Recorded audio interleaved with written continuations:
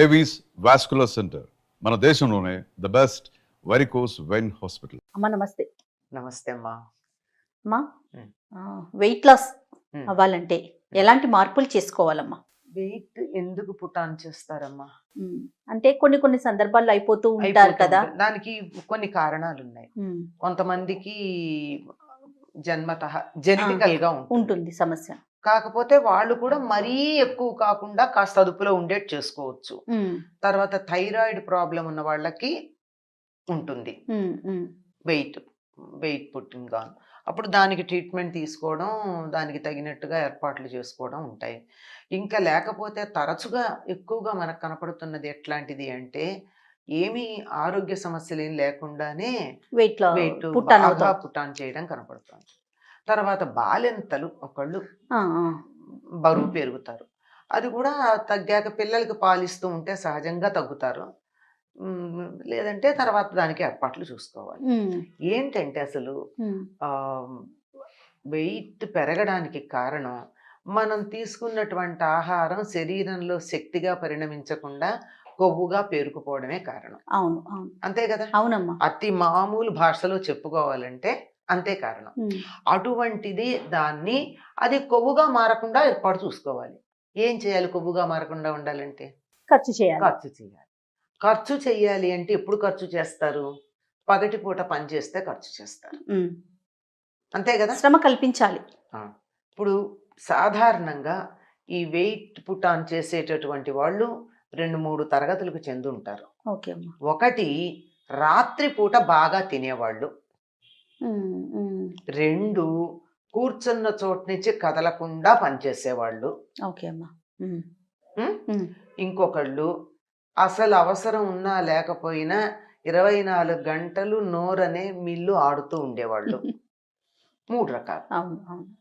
ఈ మూడింటిలోనూ మనకి కారణాలు చెప్పిన తర్వాత దాన్ని పోగొట్టుకునే పద్ధతులు కూడా ఉండాలి కనపడుతూనే కదా. ఉన్నాయి కదా. ఆ, ఒకటి కూర్చున్న చోటు నుంచి కదలని వాళ్ళు అన్నాం.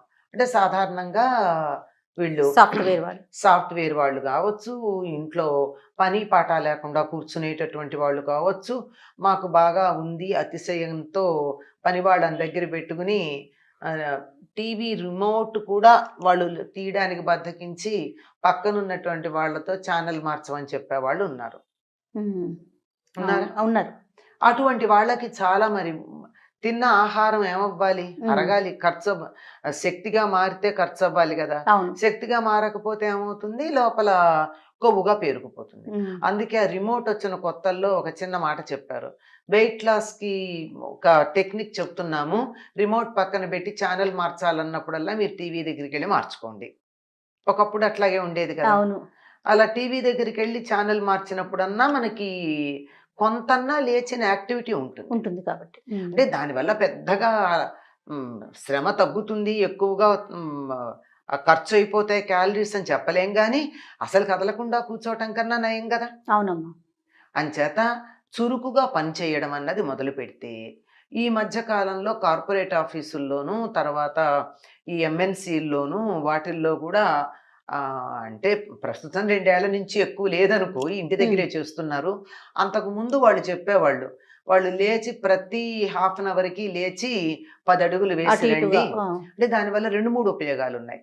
ఏమిటంటే, ఒకటి కాస్త ఎనర్జీ ఖర్చు అవడం, క్యాలరీస్ ఖర్చు అవడం, తర్వాత బద్ధకం తగ్గి కాస్త ఫోకస్డ్గా ఉండటం, అది ఆ మొనాటనీ తగ్గుతుంది. ఆ మొనాటనీ తగ్గి పనిచేస్తారని అదొకటి ప్రధానమైనటువంటి కారణం. వీలైనంత వరకు కదులుతూ ఉండడం, ఇది ఒకటైతే.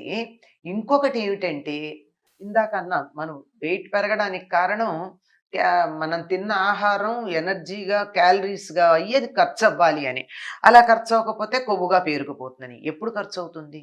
పగటి పూట అయితే పని చేస్తాం, పని చేస్తే తింటాం కనుక. పొద్దున పూట మీరు 10-10:30 మాక్సిమం 11 గంటల లోపల మీకు ఇష్టం వచ్చిన పదార్థాలు ఇష్టం వచ్చినంత తినండి. ఏవైనా వైద్యుడివి తినద్దు అని వేరే అనారోగ్య కారణంగా చెబితే తప్ప తినచ్చు. చక్కగా తినండి. రోజంతా ఇంతో అంతో పని చేస్తాం కదా, అంతా కదలకుండా కూర్చున్న వాళ్ళన్నా కనీసం మంచినీళ్ళు ఎవరన్నా తెచ్చిస్తే తాగడానికన్నా చేయి కదుపుతారు కదా. అవును. కనీసం అట్లాంటివేవో ఉంటాయి. ఓ ఫోన్ వస్తే మాట్లాడడం ఏదో ఒకటి ఉంటాయి. ఇంతో అంతో పనిచేస్తారు కదమ్మా. అవునమ్మా. అందువల్ల కొద్దిగా ఖర్చు అవుతుంది. ఉమ్. అది పర్వాలేదు. కానీ రాత్రి నిద్రపోవడానికి 3 గంటల ముందు తిన్నది కూడా ఇంతో అంతో ఖర్చు అవుతుంది. కనుక వెయిట్ పుట్ ఆన్ చేయకూడదు అనుకున్న వాళ్ళు రాత్రి నిద్రపోయే సమయానికి 3 గంటల ముందు తినడం మానేయాలమ్మా. అది కానీ ఒబేసిటీ తగ్గించుకోవాలి అనే లక్షణం అనే కోరిక గనక ఉన్నట్టయితే అదొక్కటి చేయాలి తప్పనిసరిగా. ఆకలేస్తుందండి, వేస్తుంది. ఎందుకేదో అలవాటు కదా. ఆ సమయానికి లోపల జీర్ణరసాలు ఉత్పత్తి అవ్వడం అన్నది మొదలవుతూ ఉంటాయి. ఆకలంటే అదే కదా. ఆ జీర్ణరసాలు ఉత్పత్తి అయినప్పుడల్లా కాస్త మంచినీళ్ళు తాగుతూ ఉండండి. ఓకే. లేదంటే దాంట్లో కొద్దిగా నిమ్మరసం వేసుకోండి. ఓ. ఇది ఒకటి. అది పగలెంత తిన్నా పర్వాలేదు కానీ సూర్యాస్తమయం తర్వాత తినడం మానితే ఒబేసిటీ చాలా వరకు తగ్గుతుంది. తగ్గుతుంది. ఇది ఆహార నియమంలో పాటించాల్సింది. మరొకటి ఏమిటి అంటే అధికంగా కొవ్వు పదార్థాలు ఉన్నవి కానీ, బేక్డ్ ఫుడ్స్ కానీ, జంక్ ఫుడ్స్ కానీ, ఏరేటెడ్ డ్రింక్స్ కానీ కానీ తాగడం మానేయాలి. ఓకే అమ్మా. ఏరేటెడ్ డ్రింక్స్ల వల్ల కూడా ఉమ్. డైజెషన్కి సంబంధించిన సమస్యలు వస్తాయి. ఉమ్. ఈ ఏరేటెడ్ డ్రింక్స్లో ఏమి ఎయిర్ ఉంటుంది? కార్బన్ డైఆక్సైడే కదా. అవునవును. అంటే అది కర్బనమే కదా, బొగ్గే కదా. అక్కడ లోపల చేరడం, గట్టిగా ఉండడం, అది పుషౌట్ చేసేటటువంటి ఫెసిలిటీ ఉంటే సరి, లేకపోతే పేరుకుపోవడం, ఇట్లాంటివన్నీ జరుగుతాయి. కనుక అవి మానేయడం, వీలైనంత తీపి పదార్థాలు కొంచెం తగ్గించాలి. తీపి పదార్థాలు అన్నప్పుడు కూడా పంచదార మానేయాలి. ఉమ్.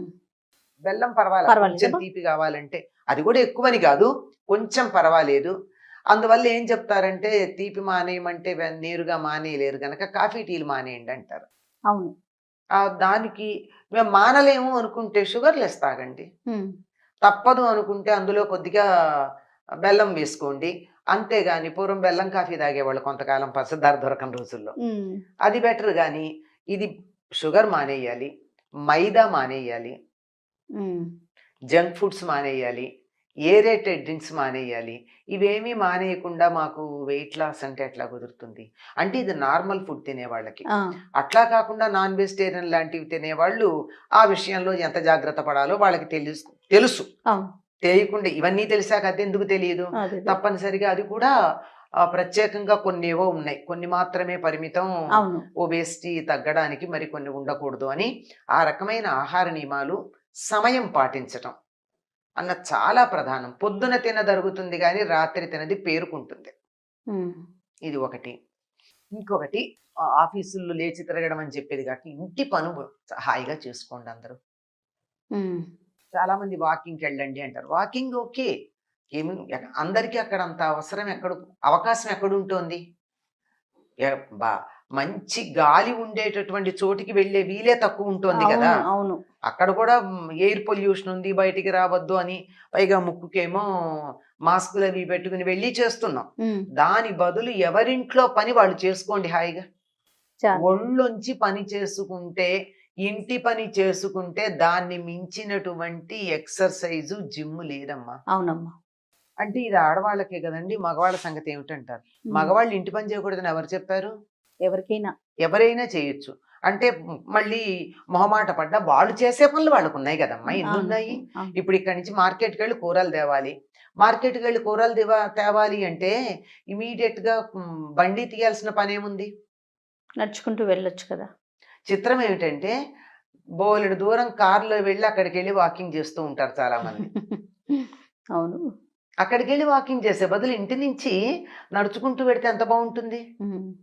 అంటే ఇదంతా పొల్యూషన్ అంట. అక్కడ ఉండదట. పొల్యూషన్ ఎవరు? నువ్వు తీసిన బండి నుంచి వచ్చే పొల్యూషనే ఇదంతా. ఉమ్. ఇలా వాకింగ్కి వెళ్ళే వాళ్ళందరూ పొద్దున పూట మేము నడిచే పెడతాం, బండి వాడడం అంటే అసలు ఇళ్ల నుంచి ఆ పార్కుల దాకా వెళ్ళే దారంతా పొల్యూషన్ లేకుండానే ఉంటుంది. అంటే చిన్న విషయాలను మనం చాలా అశ్రద్ధ చేస్తామమ్మా. చిన్న విషయాలే చాలా పెద్దవిగా ఉంటాయి.